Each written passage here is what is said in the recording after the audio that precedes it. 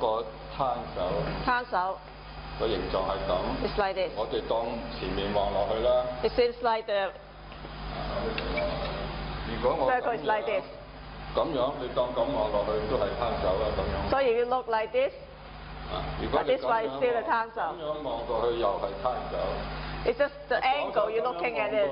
你都可以當係攤手。If you look at this way, it's the 攤手。咁啊，所以都係攤。復手又係嘅。復手 is the same。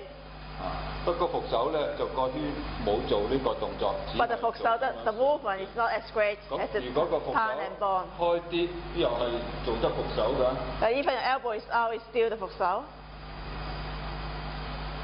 呢個只係用力嗰個咁啊綁手佢隻手喺底下，我都綁手 ，even his hand is underneath, I can still use it.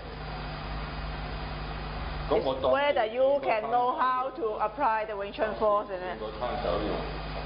Not the shape of your hands. Whether, of course, you need to maintain your structure.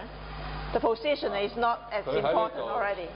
又係令佢喺呢度就喺我自己嗰個圈嗰個外邊。Now his hand is at my outside circle.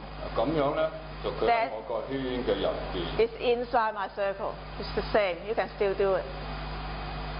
咁樣，咁個圈嘅入邊，我又可以向住佢嗰條中線進攻。Then I can attack his center also.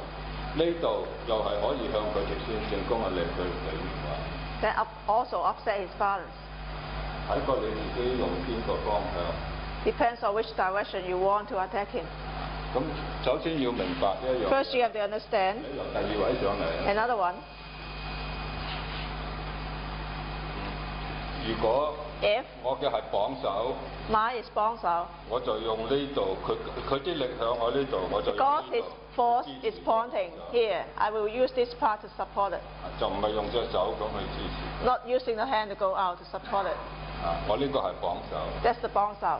如果我個綁手喺呢度，佢 If my 綁手 is here, 我當然唔係咁樣去支持。Of course, I will not support like it from this way. 但係我就用呢度掹佢。 How I sink down and controlling his hand. 咁啊，所以佢隻綁手喺呢度，我呢度掹佢而咁樣轉，就帶走咗。 Sink down and turn to redirect his force. 就係睇下你自己用呢啲力能唔能夠令佢受力。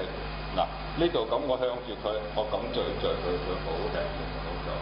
That's why whether you can attack his weak point and make it upset.